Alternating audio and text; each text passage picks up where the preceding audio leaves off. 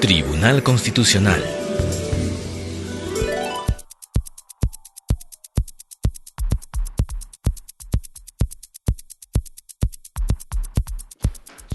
Audiencia pública del Pleno Jurisdiccional del Tribunal Constitucional, Arequipa, 21 de julio de 2017, presidida por el magistrado Manuel Jesús Miranda Canales e integrada por Óscar Urbiola Jani, Ernesto Blume Fortini, Carlos Ramos Núñez y José Luis Sardón de Taboada. Señores abogados, señores justiciables, público en general, muy buenos días. Pueden tomar asiento.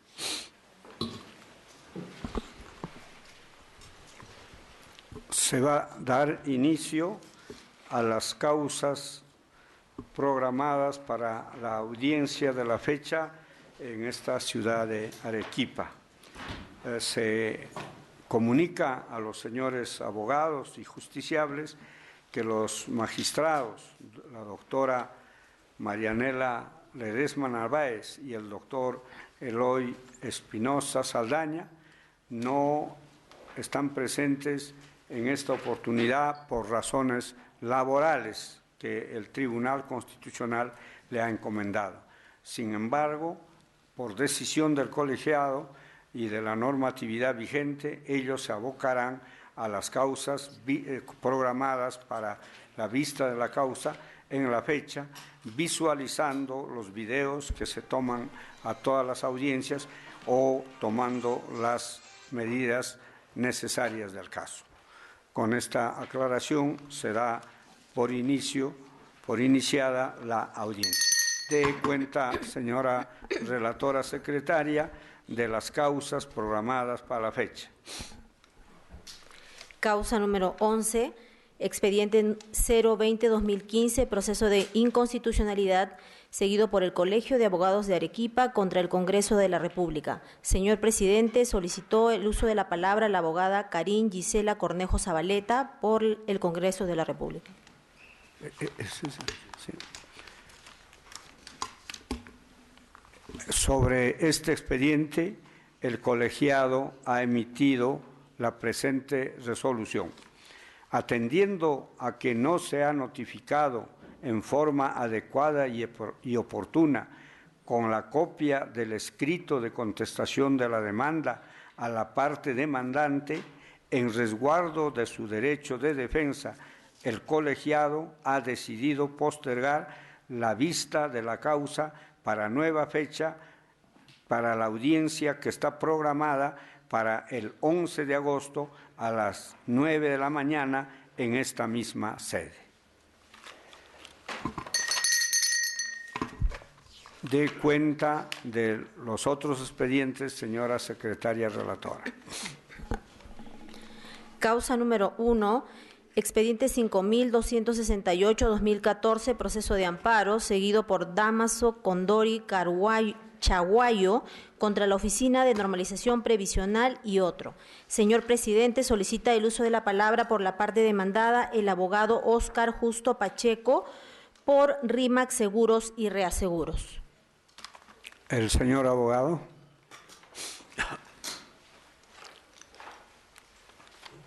Está bien su ubicación.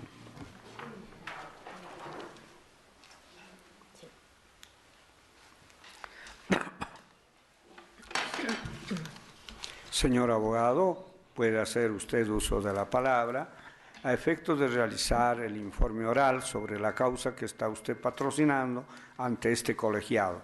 Lo escuchamos con la mayor atención. Señor presidente, señores miembros del tribunal, en este asunto tengo una primera cuestión de forma referida a que RIMAC, este es un proceso que se sigue en contra de la ONP. RIMAC ha sido integrado en esta instancia, se le ha dado 5 días para que conteste la demanda, se ha contestado la demanda, se ha ofrecido una prueba que consideramos nosotros elemental, pero no se ha proveído esto, simple y llanamente se nos ha señalado la fecha para este informe.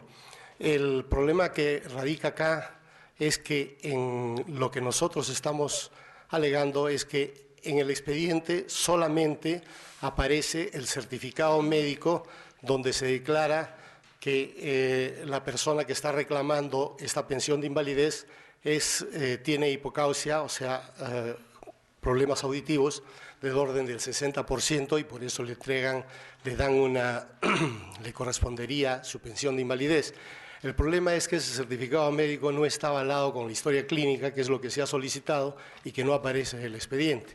Eso es la cuestión de forma que nosotros estamos alegando por una parte, y bueno, además del hecho de que al habernos integrado en esta instancia no tenemos la posibilidad de interponer ninguna acción o recurso impugnatorio contra ello, y en realidad con esto se estaría alterando el debido proceso, puesto que se nos está negando el derecho de defensa al no poder nosotros hacer las aportaciones correspondientes para defendernos. Se ha presentado unos certificados médicos donde aparece que él no tiene el grado de hipocausia que aparece en el certificado médico dado por el Hospital Goyeneche. Estos certificados son certificados médicos emitidos al término de la relación laboral del trabajador y de los exámenes que aparecen, que se les hacen al final de cada año, antes de salir de vacaciones. Entonces, con estos certificados, digamos, se demostraría que realmente no hay el grado de lesión que sería para otorgar la pensión de invalidez. Como les repito, acá nosotros consideramos que al habersenos integrado en esta instancia y no tener nosotros posibilidades de defendernos, porque indudablemente si no se pide la historia clínica, nosotros no tendríamos otra instancia y sería digamos, otro derecho constitucional que se estaría yendo en nuestra contra, cuál es el derecho que tienen las partes a una doble instancia, que no se daría en este caso al habérselo integrado en esta instancia final y definitiva a RIMAG.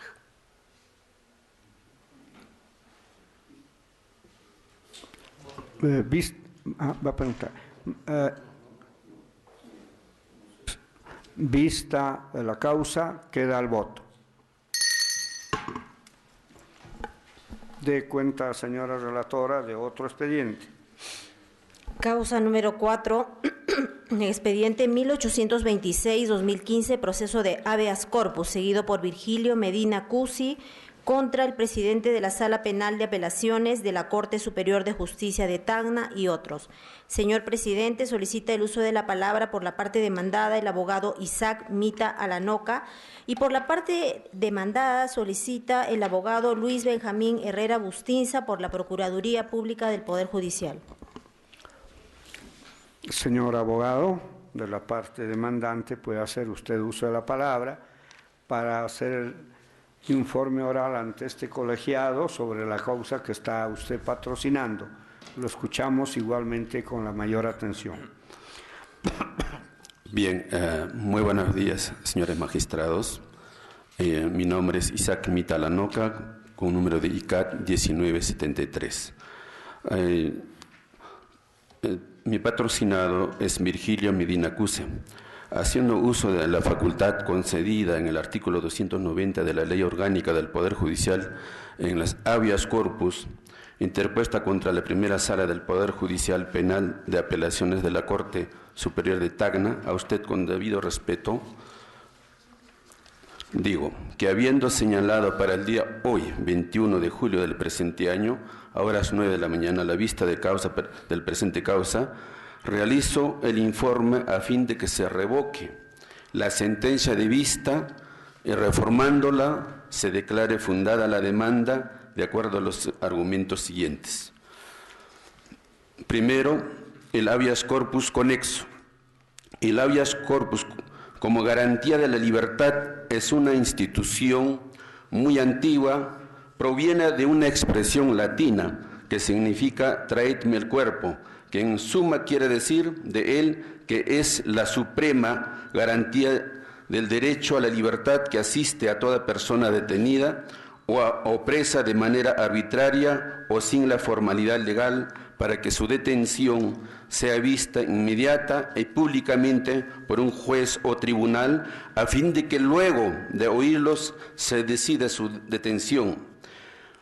De acuerdo a nuestra Constitución de 1993, artículo 200, inciso 1 del habeas corpus, es una institución constitucional que procede contra todo acto u omisión de funcionario, autoridad o particular que vulnera o amenaza la libertad individual y los derechos conexos íntimamente relacionados a ella, con excepción a los derechos tutelados por la acción de amparo. En el nuevo Código Procesal Constitucional peruano se le llama proceso de habeas corpus. Para el maestro García Belaúnde, el habeas corpus es una acción en garantía de la libertad personal frente al poder público. Cuando éste afecta en alguna forma y siempre que la afectación implique una ilegalidad, la finalidad de habeas corpus es el restablecimiento de la libertad personal vulnerada y amenazada, es decir, volver al estado anterior o a la privación de libertad de la persona. Existen reiteradas jurisprudencias constitucionales que ha expresado que la afectación al debido proceso debe redundar en una afectación a la libertad individual. En palabras, el Tribunal Constitucional, el habeas corpus conexo procede concretamente cuando se presentan situaciones como la restricción del derecho a ser asistido por un abogado defensor libremente elegido desde que una persona es citada o detenida, a ser obligado a prestar juramento o a compelido a declarar o reconocer culpabilidad contra uno mismo o contra el cónyuge, etc. Es decir, si no hace referencia a la privación de la libertad física o de la locomoción, guarda un grado razonable de vínculo y enlace con esta. La situación legal y jurisprudencial descrita da pie para concluir que el habeas corpus procede cuando en caso en lo que si bien no hay una directa vulneración o amenaza de la libertad individual, se afecta un derecho constitucional que está razonablemente vinculada a la libertad individual, y el Código Procesal Constitucional hace mención especial al debido proceso. El debido proceso está garantizado por el artículo 139, inciso 3 de la Constitución del Estado, y para su despacho, señor presidente del Tribunal Constitucional, al debido proceso significa la observancia de los derechos fundamentales esenciales del procesado y principios y reglas esenciales exigibles dentro del proceso como instrumento de tutela de los derechos subjetivos. El debido proceso tiene a su vez dos expresiones, una formal. En esto los principios y reglas que lo integran tienen que ver con las formalidades estatuidas, tales como las que establecen el juez natural y procedimientos preestablecidos, el derecho de defensa, la motivación. La motivación sustantiva. Señor abogado, en primer lugar, vamos a decir, y eso naturalmente con el mayor respeto, el espacio es para un informe oral. Ya nosotros hemos comprendido, con la parte que usted ha leído, el tema en controversia. Puede concluir y más bien sugerirle que puede presentar lo que usted está manifestando ahora ante este tribunal por escrito para tenerlo en cuenta. Concluya, señor abogado, y para pasar al otro. Sí. Concluya, ¿qué es lo que está solicitando? Señor magistrado, concluyo con dos párrafos, por favor. ¿Sí? Mi patrocinado interpone esta demanda de habeas corpus conexo al haberse amenazado o violado la garantía constitucional de su libertad individual y no participar en un debido proceso y un procedimiento preestablecido por haber sido condenado 2 veces por el mismo hecho, vulnerándose la naturaleza procesal efectiva, es decir, el debido proceso. la libertad individual de mi patrocinado.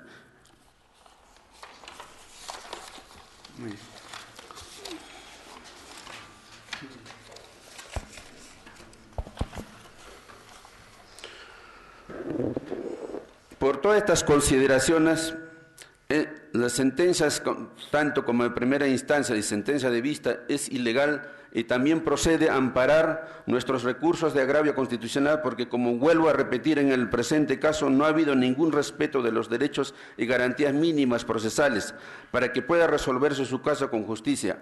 Ha habido serias irregularidades en su tramitación conforme se ha expuesto en el informe y en los informes y efectivas, y en lo que es peor, se ha revivido un proceso concluido con sentencia firme que adquirió la calidad de cosa juzgada por sentencia de fecha 26 de agosto del 2010 que condena a mi patrocinado Virgilio Medina Cuse, acuerdo que no fue impugnado por los sujetos procesales legitimados en el proceso.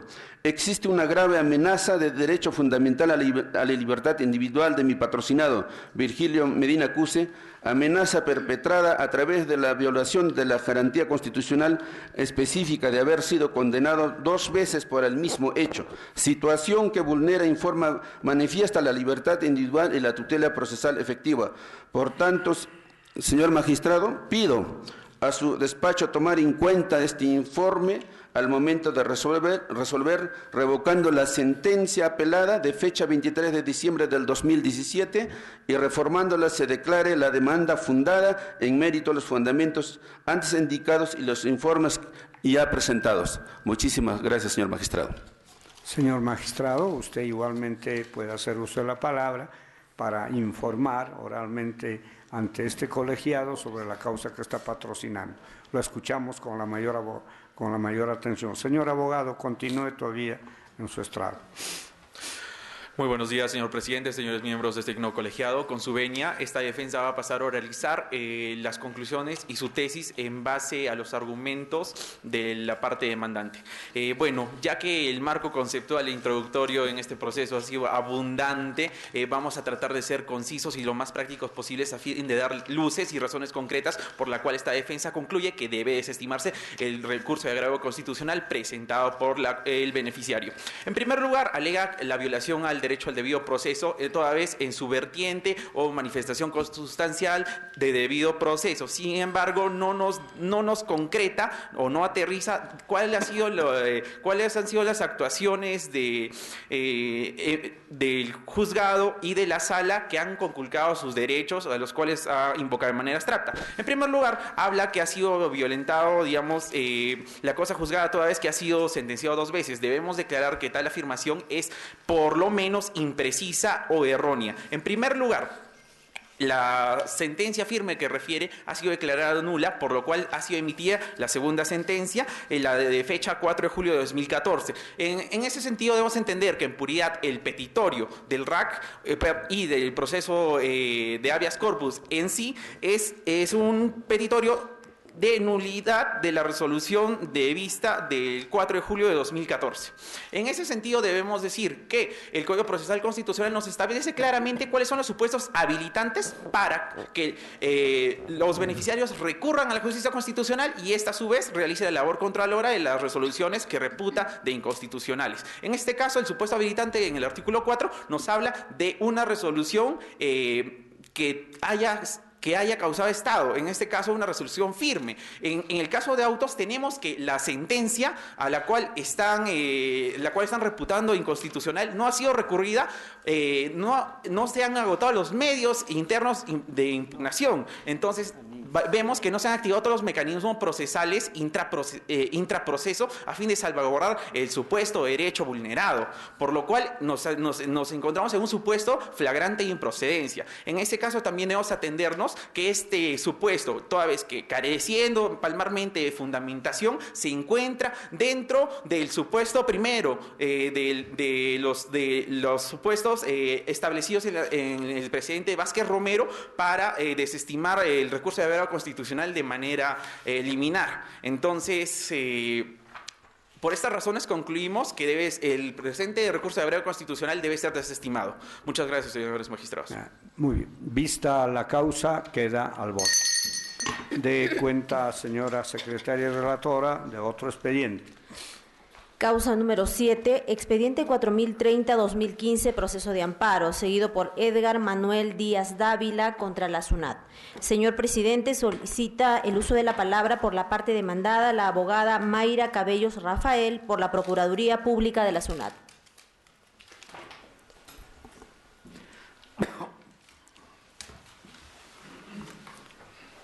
Señorita abogada, puede hacer usted uso de la palabra a efecto de rendir su informe oral ante este colegiado. Lo escuchamos con la mayor atención. Sí, señor presidente, señores magistrados, buenos días. En representación de la Procuraduría Pública de SUNAT, nosotros concurrimos a este colegiado a fin de solicitar se sirvan declarar infundado el recurso de agravio constitucional planteado por la parte demandante por los fundamentos que voy a señalar. Tal como aparece en el recurso de agravio de la parte demandante, sostiene la parte demandante que al momento que SUNAT lo despidió por falta grave debidamente tipificada en el literal A del artículo 25 de la Ley de Productividad y Competitividad Laboral, pues sostiene que se vulneraron ciertos derechos como es el principio de inmediatez, el principio de proporcionalidad y razonabilidad en la sanción impuesta e incluso el de la debida motivación de la sanción. En relación al principio de inmediatez, señala la parte demandante, es que este se habría vulnerado habida cuenta que antes que la Intendencia Nacional de Recursos Humanos propusiera justamente o iniciara el procedimiento disciplinario de despido, hubo una actuación por parte de los órganos de control institucional, la OSI. Y señala la parte demandante es que a partir desde que la OSI, los órganos de control, tenían conocimiento de los hechos, pues se debe de computar el plazo para el principio de inmediatez, para la aplicación del principio de inmediatez. Tal como este despacho o este colegiado lo ha razonado e incluso en las sentencias en mérito, tanto en primera instancia como en segunda instancia, han determinado el principio de inmediatez no puede iniciarse a partir de cuando los órganos de control tienen conocimiento, habida cuenta que quien está facultado y tiene la responsabilidad de iniciar un proceso disciplinario, de acuerdo a nuestro reglamento de organización y funciones aprobado por el Decreto Supremo del año 2002, pues es la Intendencia Nacional de Recursos Humanos, no los órganos de control. Los órganos de control simplemente iniciaron una investigación previa y determinaron que podría haber responsabilidad frente al trabajador, pero finalmente esta responsabilidad e incluso la sanción es obviamente de competencia de los órganos de la administración como la Intendencia de Recursos Humanos. Este colegiado justamente en el proceso, en la sentencia 3860 del año 2013, emitida en el año 2014, pues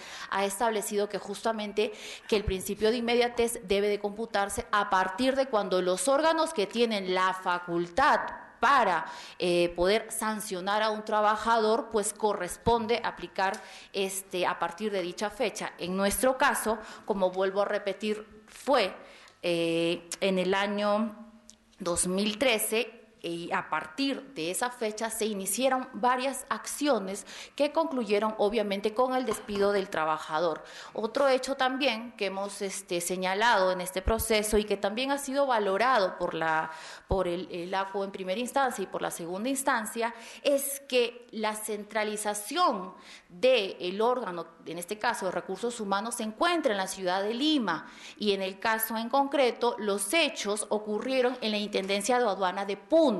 Eso también es un hecho relevante. Igualmente, la complejidad del caso, y me refiero a que la falta que se le imputó a nuestro trabajador, quien era un oficial aduanero, justamente fue el no haber cumplido con sus obligaciones como oficial de haber verificado que en el puesto de control que estaba asignado en la ciudad de Puno pasó un vehículo, un camión con 7.000 ladrillos proveniente de la ciudad de Bolivia.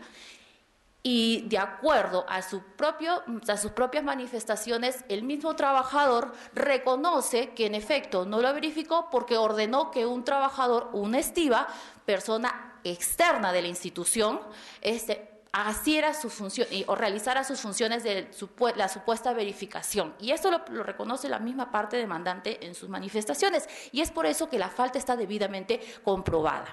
Respecto al tema del principio de la proporcionalidad y razonabilidad, también ha sido materia de pronunciamiento por la primera y la segunda instancia, y es claramente por la gravedad de los hechos, puesto que claramente se permitió el contrabando en la ciudad de Puno al haber ingresado a Perú un vehículo sin ninguna autorización y con una mercadería que obviamente al momento de pasar a Perú pues no pagó ningún arancel por el ingreso de esa mercadería. Y esto de ahí fue obviamente constatado por un operativo policial que detectó el paso de este vehículo a la ciudad. Y en relación a la debida motivación, pues no queda duda que tanto en la primera instancia y en la segunda instancia pues está debidamente determinada la falta grave de la parte demandante con los medios de prueba que están en autos, y es por esas consideraciones que nosotros solicitamos se sirvan declarar infundado el recurso de agravo constitucional.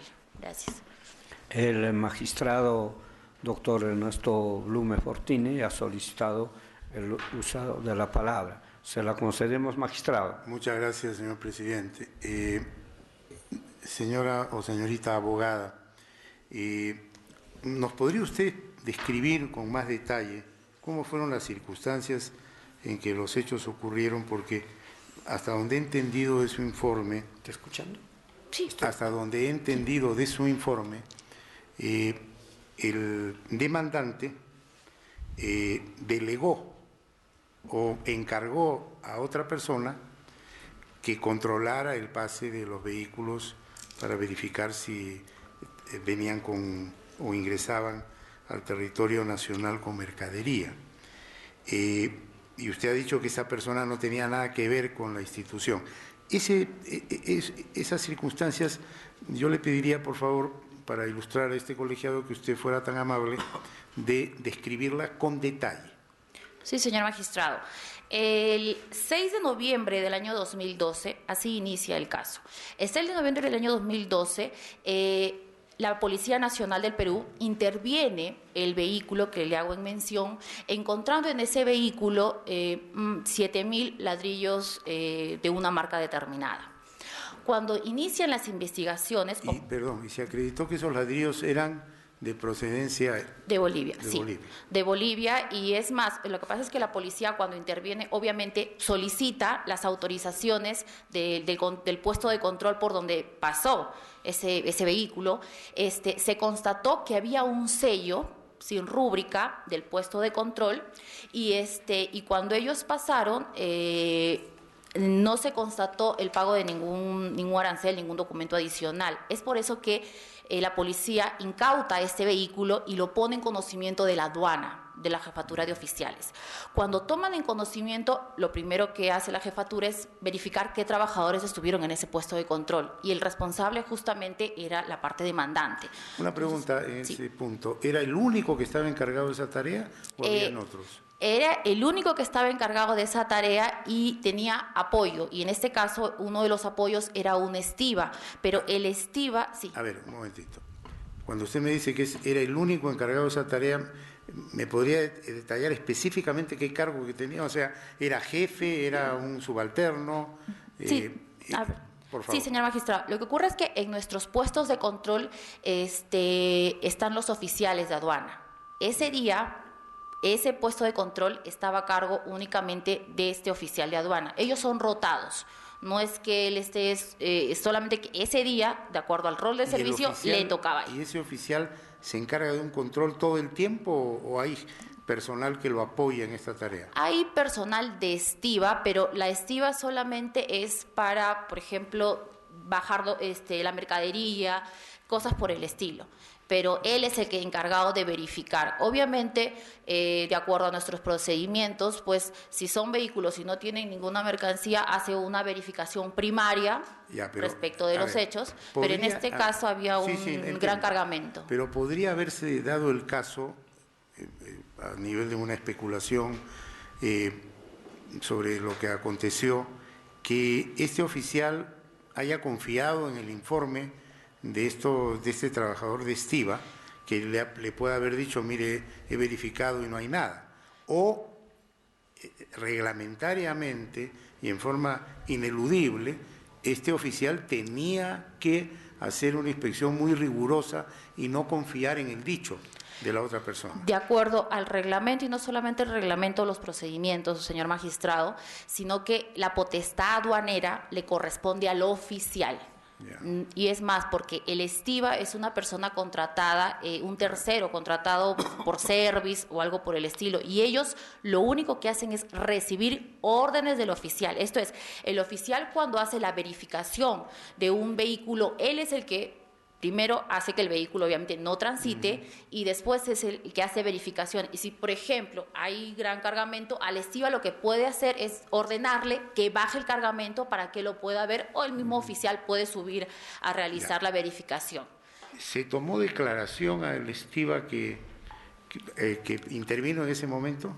De acuerdo, por eso paso a explicar, señor magistrado. Sí, las primeras declaraciones del trabajador en este proceso fueron señalar que él, en primer lugar, que él no había estado en el lugar de los hechos, en el punto exacto donde pasó el vehículo. ¿A quién se refiere usted cuando me dice él?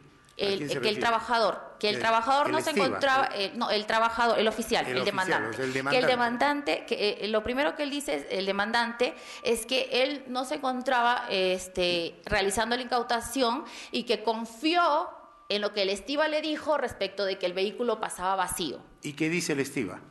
El Estiva lo que señala, tengo entendido por la manifestación de los órganos de control, es que el vehículo aparecía vacío. Eso es lo que señala el Estiva. Pero, ¿qué ocurre, señor magistrado? Después de la primera manifestación ante el órgano de control, el demandante cambia de versión. Y el demandante en esta versión dice que él sí constató, sí estuvo presente revisando el vehículo y el vehículo estaba vacío. Pero y ese es justamente el detalle, es por eso que nosotros le imputamos el incumplimiento de obligaciones, porque él justamente graficó y desarrolló que él no estuvo, él no hizo la revisión del vehículo. Un punto adicional, de acuerdo a la explicación que usted nos está brindando en esta oportunidad, no es que se haya verificado in situ, o sea, en el momento que pasaba por la frontera ese vehículo, que transitaba cargando 7.000 ladrillos. En ese momento no se verificó. Es que en ese momento tenemos dichos de un Estiva que dice que estaba vacío y de él que dice una cosa y después cambia diciendo estuve pero estaba vacío. Exacto. ¿Y a qué distancia de ese punto de aduana se produce la incautación por parte de la Policía Nacional del Perú? De acuerdo a lo que tenemos la información, ahora también autos, es que aparentemente habría sido un lapso de 40 minutos, pero hay que también tener algo en consideración y que también se ha señalado, es que se cuenta desde que el vehículo apareció en el puesto de control, esos 40 minutos, pero en el puesto de control el vehículo no transita de forma inmediata, sino que tiene que esperar, hay un momento de espera. Asimismo, desconozco la longitud para iniciar. Una especulación adicional. Entonces, cabría la posibilidad de que el vehículo pasara vacío y luego recogiera mercadería que llegara a él por otros medios para continuar su trayectoria. Claro, esa es una de las tesis que él sostiene, pero justamente por la cantidad de la mercancía que se encontró y por la mercancía en sí, es que no resulta razonable, y eso también se le puso en manifestación a la parte demandante, porque obviamente, o sea, al momento, como no existe la verificación o el acta de incautación. Esa refutación que usted acaba de hacer, ¿ustedes la sustentaron con algún Todo está en la elemento? carta de preaviso. O sea, que era imposible que a esa distancia Exactamente. el camión pudiese haber sido cargado. Sí, todo eso se les dijo en la carta de tanto de preaviso como de despido y valorado por las instancias. Gracias, presidente. También ha solicitado uso de la palabra el magistrado doctor Oscar Urbiola. Se la concedemos, magistrado. Gracias, señor presidente. Brevemente, todo esto se le imputó en una carta de despido 87-2013, 4F-6200. ¿Estaba debidamente motivada esta carta y él descargó los cargos que se le hacían en esta carta? Sí, previamente a la carta de despido se le cursó la carta de preaviso, él absolvió, conforme lo establece el artículo 31 de nuestra ley, y obviamente al no haber absuelto los cargos, porque él, como le volví a decir, él sostenía contradictoriamente que si él había realizado o no la verificación del vehículo, porque primeramente, en una primera oportunidad, señaló que él no estuvo presente en la verificación, sino que lo delegó a una tercera persona. Sí, ¿tenía algunos otros antecedentes? Sí, justamente un año anterior ya había sido sancionado también disciplinariamente. Gracias, señor presidente. Vista la causa, queda al voto. Dé cuenta, señora secretaria relatora, de otro expediente. Causa número 14, expediente 316-2016, proceso de amparo, seguido por Jessica Karina Neira Chino contra la Corte Superior de Justicia de Puno. Señor presidente, solicita el uso de la palabra por la parte demandada el abogado Luis Herrera Bustinza por la Procuraduría Pública del Poder Judicial, quien solicita, para efectos de informe, acumular con la causa número 16, expediente 2272-2016, proceso de amparo. Sí, para los efectos solamente del informe oral se va a acumular dichos procesos. Puede hacer uso de la palabra, señor magistrado, señor abogado, para hacer su informe oral ante este colegiado. Lo escuchamos con la mayor atención. Muchas gracias, señor presidente. Con su venia, señores magistrados. El pedido de acumulación, en primer lugar, fue sustentado directamente, ya que estos dos casos comportan una homogeneidad muy grande. Han sido los dos trabajadores, es más, han sido trabajadores del Distrito Judicial de Puno, los dos, en San Román. Los dos han ingresado a la administración pública, bueno, al Poder Judicial en específico, antes de la emisión de la sentencia 50-57 de 2003 que estableció el presidente Huatuco. Por lo tanto, son y han sido resueltas sus causas con posterior a la emisión. Entonces, ambas son de aplicación del supuesto establecido en el Fundamento 22, que ha sido establecido como precedente vinculante. En este caso, me gustaría diferenciar ciertos hechos solo para la temporalidad, porque, en fin, como dije, establecen un antes y un después de la emisión de la referida sentencia. En el primer caso, en el caso de Jessica Karina Neira Chino, ingresó a trabajar al Poder Judicial en el Distrito Judicial de Puno el 1 de mayo de 2010 hasta el 30 de junio de 2013. Sin embargo, estos han sido contratos de carácter netamente civil, por lo cual no solo se ha desempeñado en una labor, sino en esos 3 años ha ido variando de secretaria judicial, especialista de juzgado, especialista de audiencia. Entonces, podemos sostener que no ha habido, la contratación de ella no ha obedecido a camuflar o a realizar un fraude en cuanto a su contratación. Toda que su contratación sí, en verdad, ha sido sucesiva, pero ha sido para cubrir falencias específicas y sujetas a una caducidad, como es un contrato modal, en distintas funciones. En este caso, en el caso del señor Dixon Eduardo Villegas, debemos aclarar que sí, efectivamente él ingresó a trabajar en Puno en fecha 18 de enero de 2013 hasta octubre de 2014. Sin embargo, han sido periodos casi intermitentes. toda vez que ingresó en mayo de 2010 hasta junio, solo por unos 3 meses. Luego reingresó en enero del 2013 hasta julio con un labor de administrativo, no con un labor jurisdiccional. En este caso, por un contrato de suplencia, que fue luego renovado por la necesidad de cubrir la suplencia, ya que había sido ampliada hasta diciembre de 2013. Luego has ingresado mediante un contrato civil como técnico judicial de enero hasta octubre de 2014. Hay periodos grandes de intermitencia y cada uno es para una plaza distinta, en este caso, y la mayoría son para suplencias. Toda vez que ya he aclarado la diferencia de los hechos, pero que guardan homogeneidad, me voy a referir a los fundamentos por lo cual la tesis de esta Procuraduría sostiene que deben de ser desestimados los recursos de agrado constitucional presentados por ambos amparistas. Bueno, todos sabemos que la sentencia 5057-2013 del presidente Huatuco tiene vigencia desde el 5 de junio de 2015. Fechas que anterior a la emisión de la sentencia de segunda instancia de cada uno de estos dos procesos en la respectiva instancia en sala.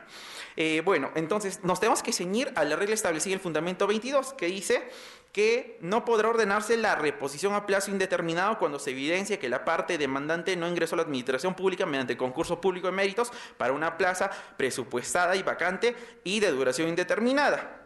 La salvedad viene aquí, que los procesos de amparo en trámite en el Poder Judicial o en el Tribunal Constitucional deberán ser declarados improcedentes. Entonces nos habla de una improcedencia como consecuencia de, y que estos deben ser reconducidos. Sin embargo, los procesos que son incoados con posterioridad al 5 de junio de 2015 deben ser declarados liminarmente improcedentes y no está habilitada la reconducción del proceso ordinario.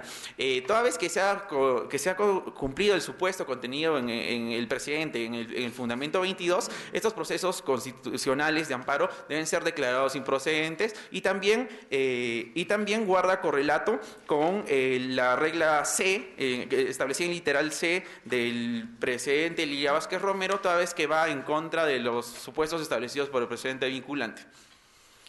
Muchas gracias. El doctor Ernesto Blume ha solicitado el uso de la palabra. Se la concedemos, magistrado. Sí, muchas gracias, señor presidente. En el caso de doña Jessica Karina Neira, ella, de acuerdo a la información que usted nos ha proporcionado, señor representante de la Procuraduría del Poder Judicial, habría trabajado 3 años. Sí, efectivamente, sí. De 2010 a 2013. Inicialmente, cuando empezó a laborar, lo hizo bajo un contrato a un plazo determinado. Efectivamente. ¿Cuál era ese plazo? Era por 6 meses, si no me equivoco. ¿Y cómo se explica uno que una entidad como el Poder Judicial contrate por 6 meses y luego siga alargando esto durante 3 años y esa situación sea calificada como un contrato modal y temporal? ¿Cuál es la razón? Le comento, estos contratos, en el caso específico de Jessica Karina Neira Chino, se han realizado en virtud a la creación de un órgano jurisdiccional y la necesidad de personal. ¿Y por qué no hicieron concurso, no siguieron por el trámite regular si necesitaban personal que iba a tener una labor ahí permanente? Efectivamente, posteriormente la plaza se cubrió con otros servidores porque Jessica Karina pasó a otras funciones por otro contrato. Igual ocurrió en el caso del señor Dixon Eduardo Villegas. No, el señor, en efectivo es el mismo supuesto, toda vez que sí celebraron efectivamente, es algo que no se puede negar, contratos de naturaleza civil para actividades que requerían que se concursen. Efectivamente, sí, pero en el caso del señor Dixon, él entra como asistente administrativo y luego recién se incorpora en el último año a labores jurisdiccionales. Han cambiado en los 3 casos, digamos, de plaza. Siempre han variado porque de acuerdo a la necesidad de los órganos, porque muchos son por creación o reconversión.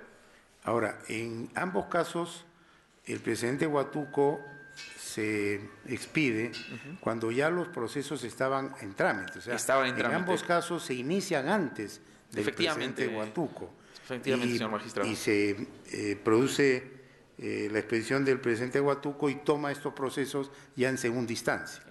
Sí, en segunda instancia. ¿Y qué dice usted del argumento que uno de los magistrados que firmó ese precedente, que es mi querido amigo y colega, el doctor Ramos, precisamente hizo un fundamento de voto en el sentido de que ese precedente no tenía una aplicación retroactiva ni a los procesos que estaban en giro, en cuyo caso sostienen algunos, simplemente estoy dando un dato, que en ese punto de la retroactividad no se habría conformado la votación exigida en ese momento. A nivel especulativo, porque ese es un punto que también tengo entendido que la parte demandante ha esgrimido.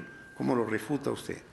Efectivamente ha referido de manera somera sobre la aplicación temporal del presidente Huátuco. Sin embargo, soy respetuoso de la postura del voto singular del doctor Ramos.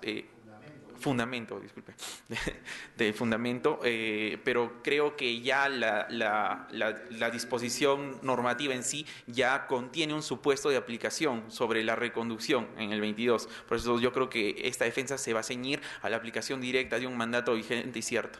Muchas gracias, señora abogada. Muchas gracias, presidente. Vista la causa, queda al voto. De cuenta, señora secretaria relatora, de los otros expedientes, si hubiere. Causa número 15, expediente 1628-2016, proceso de habeas corpus, seguido por Edgar Zenón Valcárcel Díaz, contra el presidente de la Primera Sala Penal de Apelaciones de la Corte Superior de Justicia de Arequipa y otros. Señor presidente, solicita el uso de la palabra por la parte demandante, el abogado José Carlos Vargas Zonco.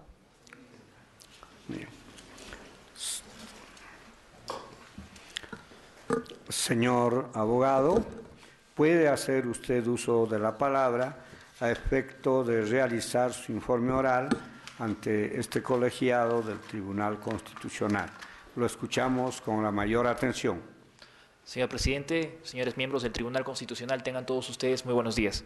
Previamente a dar inicio a mis alegatos, me gustaría que por intermedio de su presidencia se sirva a autorizar que la parte solicitante de la señorita Andrea Valcárcel dé informe sobre los hechos para que posteriormente mi persona pueda dar el informe técnico legal. ¿Ha solicitado? Sí. Sí, solicitado. No le dijo. Bueno, sí. Muchas gracias, magistrados.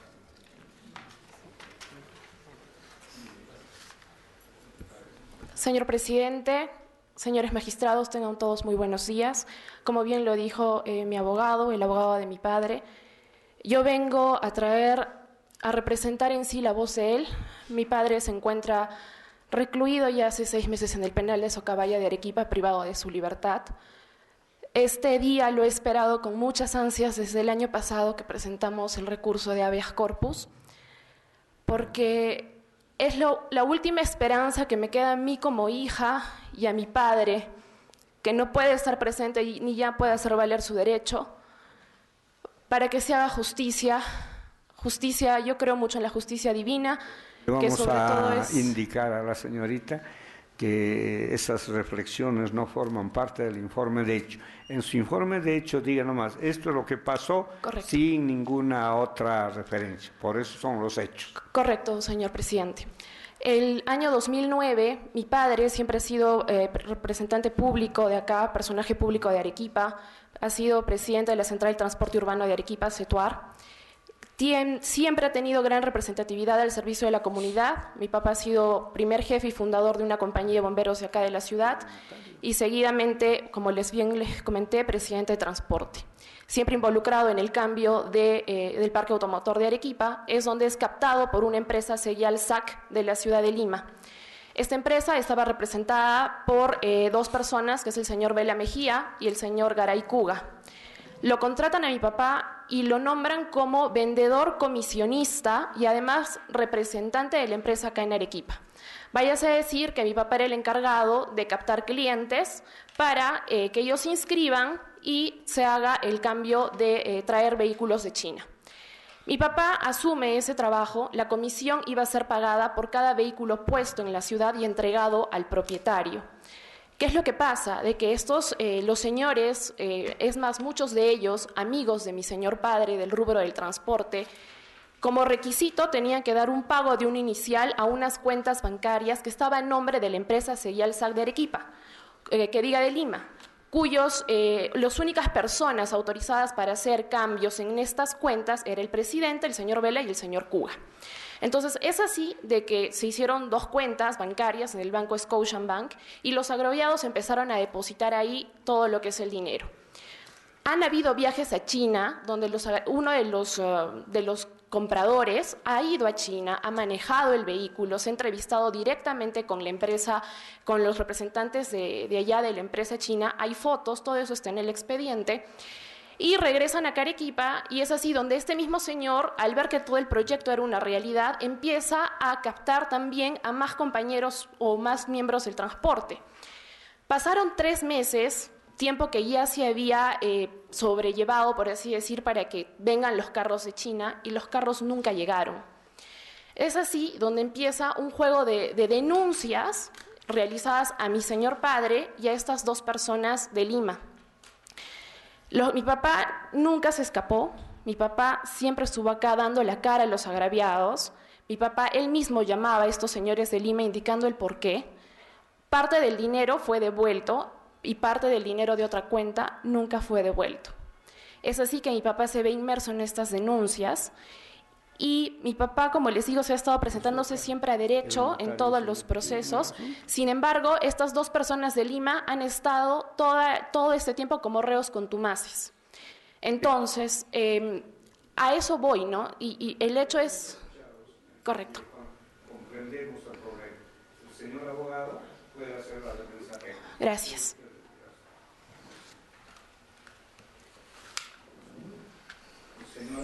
Señor abogado, puede hacer usted uso de la palabra ante este colegiado para sustentar la tesis de su defensa. Lo escuchamos con la mayor atención. Muchísimas gracias, señor presidente. Comparezco ante ustedes a efecto de sustentar oralmente el recurso de agravio constitucional en el proceso de habeas corpus dirigido en contra de 2 resoluciones, 2 sentencias condenatorias que perjudican al hoy beneficiario Edgar Valcárcel Díaz, dado que, a entender de esta representación, estas sentencias han inobservado los criterios establecidos en forma reiterada por este tribunal a partir del caso Juliana Yamoja, esto es, la debida motivación de las resoluciones judiciales. Y asimismo, esta debida motivación de resoluciones judiciales ha incidido también en el principio de derecho de presunción de inocencia. Señores magistrados, nosotros no solicitamos un reexamen probatorio. Conocemos la competencia que tienen los jueces constitucionales y que solamente se ve limitada a verificar el correcto respeto y la primacía de las garantías del debido proceso. En ese tenor, hemos estructurado nuestra exposición en 5 puntos. 5 puntos que se pueden hallar en las sentencias judiciales que venimos a cuestionar, las cuales, conforme detallaremos, tienen pleno sustento y pleno aval en los antecedentes jurisprudenciales que su judicatura ha emitido. En primer punto, señores magistrados, verifíquese que el punto 7.23 de la sentencia, al momento de analizar un descargo del hoy beneficiario Edgar Valcárcel, hace la siguiente reflexión: que los argumentos expresados por la parte demandante en modo alguno enervan la responsabilidad penal del acusado. ¿Qué nos hace entender esto, señores magistrados, para comenzar esta exposición? De que según la posición del magistrado, al momento de fundamentar su fallo, el hoy beneficiario ya era responsable penalmente. Es decir, no se enervó su responsabilidad penal. Algo que a comprensión nuestra, a comprensión de la Corte Interamericana en el caso J contra Perú, vulnera la presunción de inocencia. Y es más, su judicatura ha tenido oportunidad de analizar un caso evidentemente análogo. Me permito remitirme al expediente número 4415-2013, proceso de habeas corpus. En este expediente, también casualmente en la cual se cuestionaba una sentencia por estafa, el alto tribunal al cual ustedes representan declaró nula la sentencia, dado que en esta sentencia judicial se hacían alusiones como que el encausado no ha podido mantener su inocencia. El encausado no ha podido mantener su inocencia. Aquí, en esta sentencia que venimos a cuestionar, se cita que no se ha enervado la responsabilidad penal. A criterio nuestro, señores magistrados, ahí tenemos una primera vulneración a la presunción de inocencia y consecuentemente también respecto al derecho a la debida motivación. Porque la responsabilidad penal no se enerva, señores magistrados. La responsabilidad penal en un proceso penal se acredita. Y eso es algo que no ha afirmado el magistrado en un primer momento. En segundo lugar, señores magistrados, me remito al punto 7.17 de la sentencia. ¿Qué nos dice? El juez indica de que desde el inicio de la suscripción de contratos, el hoy beneficiario Edgar Zenón Valcárcel tenía pleno conocimiento de que el proyecto de importación no era factible. Ahora bien, ¿en base a qué sustenta esta conclusión? El magistrado afirma de que el señor Edgar Valcárcel debió conocer la ficha RUG que estaba vigente en ese momento de la empresa, que decía no ha habido. Afirma también de que el señor Edgar Valcárcel debió conocer la partida registral que indicaba que solo tenía un patrimonio de 1.000 soles. Debió conocer de que en el Ministerio de Trabajo no estaban reportados trabajadores en el PLAME. Es decir, según la tesis del juez de primera instancia, el hoy beneficiario debió inferir cosas para no ser culpable. Bajo nuestra posición, eso es rechazable en el ámbito penal, porque en la responsabilidad penal no se deben inferir cosas, se deben hacer cosas. Más aún, si es que en el ámbito penal, y en esto sí nos gustaría ser muy incisivos, específicamente respecto del delito de estafa, se debe pasar por determinadas etapas para que se configure el tipo penal. Uno de ellos es que el error al cual supuestamente induce el señor Edgar Valcárcel debe ser un error suficiente. ¿Qué entiende la doctrina penal por un error suficiente? De que la persona es tan hábil para engañar al determinado grupo de agraviados que estos no pueden salir del error, es suficiente. Entonces, nosotros nos preguntamos, ¿por qué, si es que es un error suficiente lo que supuestamente hizo mi representado, por qué los supuestos agraviados no revisaron la ficha RUC, no revisaron la partida registral, no revisaron todos los elementos que según el juez debió hacer el imputado? Este supuesto de hecho nos permite verificar de que no existe un error suficiente y por tanto no existe una responsabilidad penal. ¿Y cómo encajamos eso con un derecho constitucional protegido? Con una falta de motivación interna, que según el caso de Juliana Yamoja, es que la premisa, la conclusión, no tiene asidero. No tiene asidero dentro de las reglas de la lógica, las máximas de la experiencia. Entonces, si es que para el Poder Judicial, para el fiscal, debieron verificarse ese tipo de cosas, también los agraviados pudieron verificar esas cosas y por tanto superar el error suficiente y consecuentemente la inocencia del señor Edgar Valcárcel Valdés. En primera y en segunda instancia no se ha considerado ese hecho. ¿Por qué? ¿Cuál es la premisa de los señores magistrados? Que el señor Edgar Valcárcel formaba parte de la empresa Cial. No obstante, en la sentencia no está mencionado cómo es que formaba parte. No está acreditado quizás una constitución de empresa en el cual ella formaba parte, porque en efecto no lo formó. No está acreditado su posición como un órgano de dirección de la empresa, porque en efecto nunca formó. La persona que era la directora, la gerente general, es como bien manifestó la señorita Andrea Valcárcel, el señor Díaz. Sí, Vela Mejía. Él era el gerente general. En todo caso, no estaba acreditado y tampoco está sustentado en la sentencia para arribar a tal conclusión, porque es que el hoy beneficiario Edgar Valcárcel formaba parte de la empresa.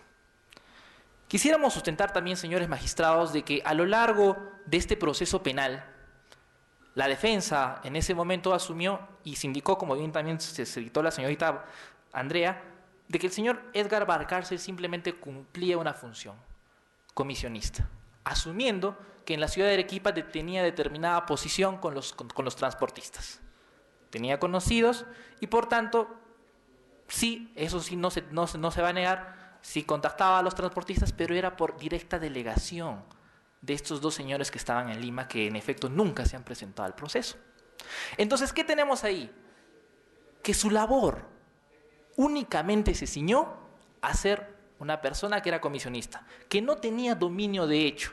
¿Por qué? Porque nunca recibía dinero. Es más, en el proceso penal, cuando ustedes puedan verificar este tipo de cosas, cuando se solicita el dinero, la devolución del dinero, el señor Edgar Valcárcel nunca firmó ningún cheque. Los cheques los firmaban estos señores que están contumaces al día de hoy, porque en efecto ellos tenían el dinero. El provecho económico, que es un elemento básico para la estafa, ellos tenían ese beneficio, porque ellos firmaron los cheques, que posteriormente dio cabida a otro proceso penal de libramiento indebido en contra de estos señores, pero que no forma parte de este proceso.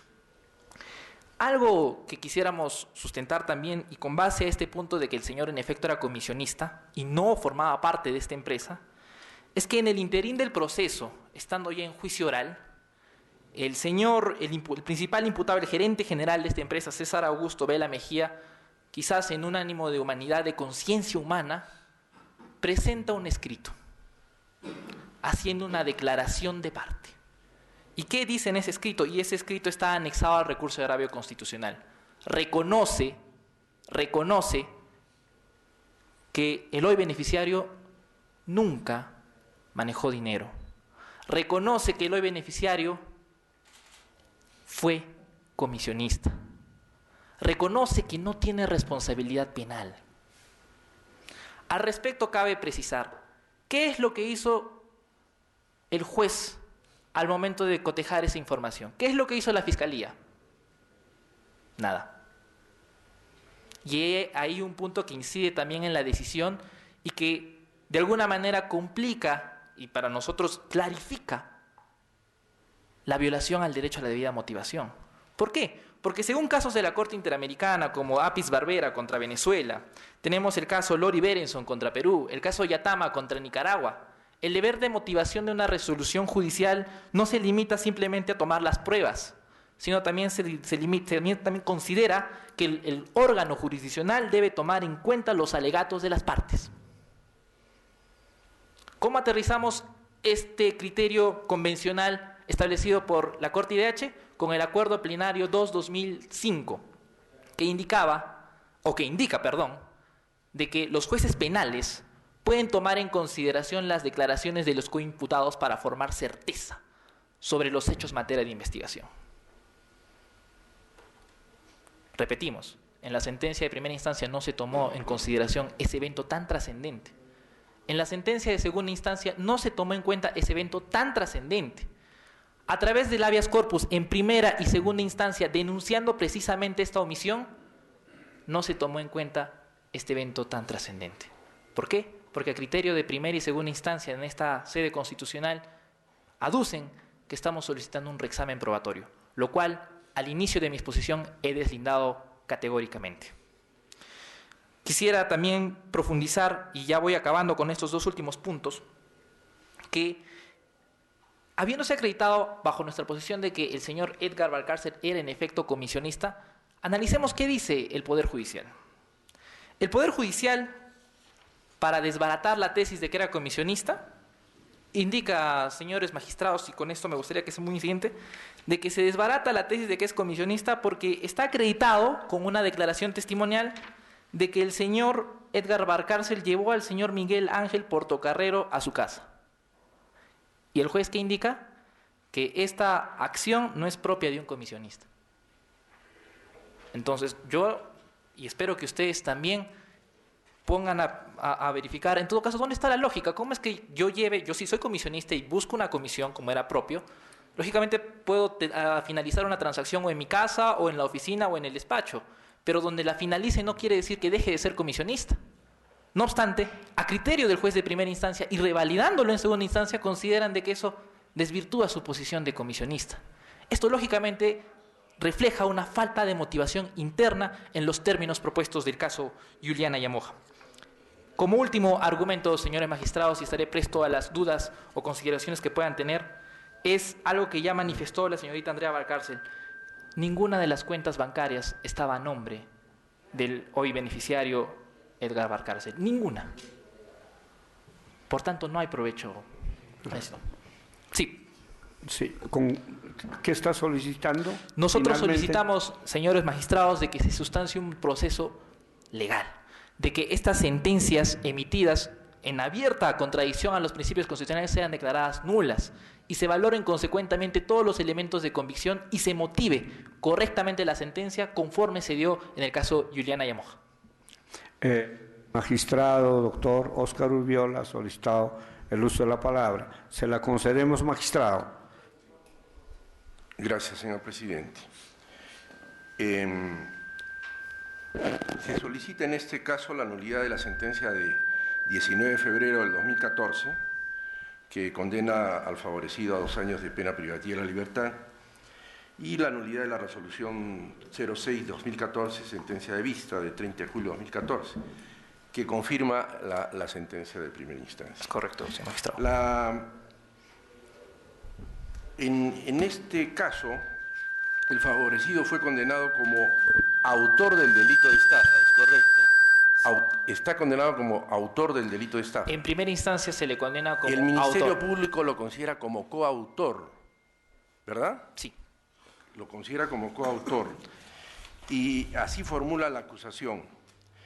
Y siendo coautor, en todo caso tendría supuestamente responsabilidad con el señor César Augusto Vela Mejía, que también ha sido sentenciado. El señor sí fue sentenciado. Bueno, prosigue. Ya. Este señor César Augusto Vela Mejía, que según su informe era el gerente y el gestor de esta empresa, ¿celebró alguna transacción para la cancelación de las deudas o compromisos que había asumido de los denunciantes? ¿Celebró alguna transacción? Conforme se advierte los antecedentes, en efecto, él declara que sí se han celebrado estas transacciones. Más que todo, y nos gustaría incidir en ese punto, de que el señor Vela Mejía era el gerente general de la empresa. Él era quien, lógicamente, obtenía el provecho económico. El señor Edgar Valcárcel simplemente era un puente entre la empresa y el comprador. No tenía mayor dominio de hecho sobre ello.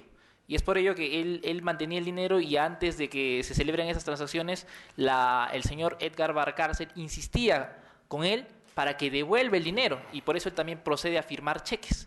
Procede a firmar cheques por 80.000, 50.000, 60.000 dólares, los cuales son rebotados porque en efecto no había fondos. ¿Cuál es la situación, señor abogado, del señor César Augusto Vela Mejía en este momento y en este proceso? En este momento, en este proceso fue declarado contumaz, sin embargo, en otro proceso él reconoció su responsabilidad. ¿Cuál? ¿En el proceso de giro indebido de cheques? Sí, también por el proceso de cheque de estafa, y a él más bien, a diferencia del beneficiario, se le condenó a 3 años de pena suspendida.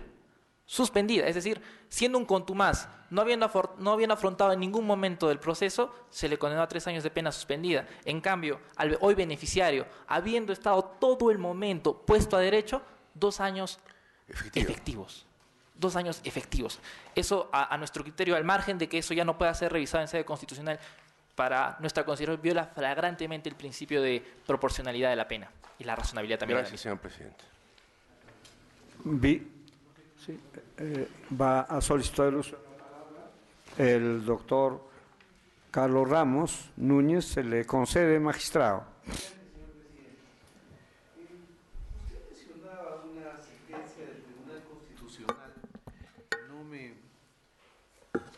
La primera debe ser la 4415-2013. 4415-2013. Fue emitida por la antigua conformación. Claro, a ver, básicamente, ¿qué es lo que se sostiene en dicha resolución? ¿Cómo no, doctor Ramos?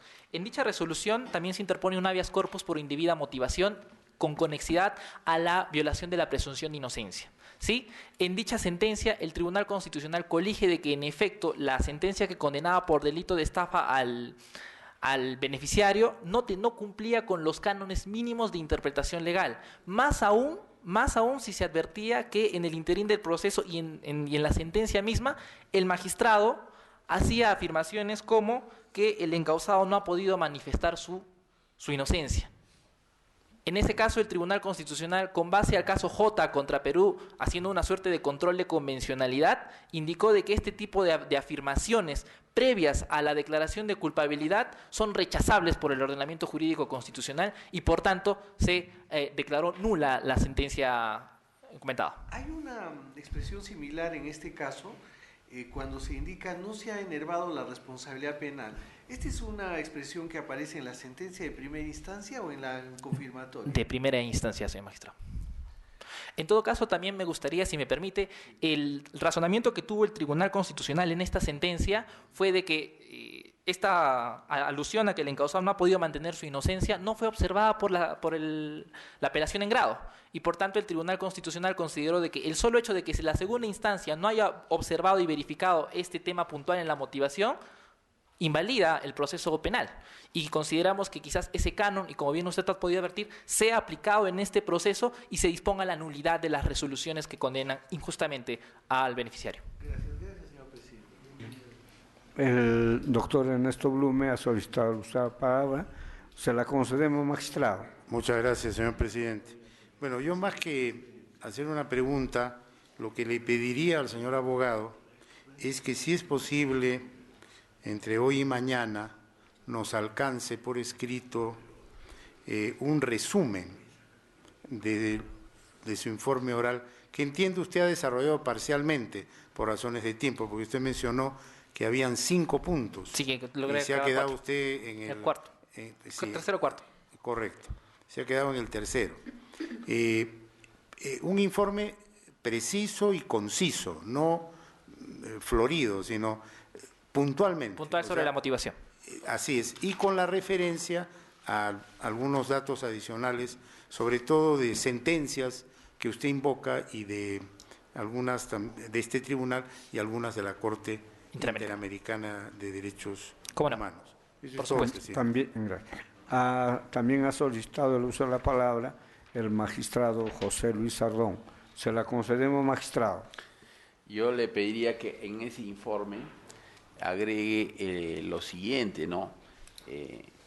La base legal, ¿no?, a partir de la cual afirma usted que el beneficiario, habiendo actuado como, habiendo participado en la colocación de estos vehículos, ¿no?, en el rol que le correspondiera, ¿no?, finalmente como un agente, ¿no?, de un principal que era la empresa en Lima, ¿no?, como agente, él no solamente no conocía, cosa que podríamos creer acá, sino que no debía conocer, ¿no? Exactamente, por buena fe. Quizás no conocía, ok, pero debía o no conocer que no existía realmente esa posibilidad de entregar los vehículos. Eso es lo que yo quisiera que en el informe adicional que usted entregue precise, ¿no? ¿Ya? Perfecto. Gracias. Perfecto, señor magistrado. Vista la causa, queda el voto. Dé cuenta, señora secretaria relatora, de los otros expedientes. Señor presidente, doy cuenta a usted que en las demás causas programadas para el día de hoy no hay informes orales porque no se han presentado para realizarlo, porque habiéndolo solicitado o no lo han solicitado conforme al reglamento del Tribunal Constitucional. Estando al informe de la secretaria relatora, se dan por vistas las causas programadas para la fecha y quedan al voto. La audiencia ha concluido. Se agradece a los señores abogados y a toda la asistencia. Hasta la próxima oportunidad.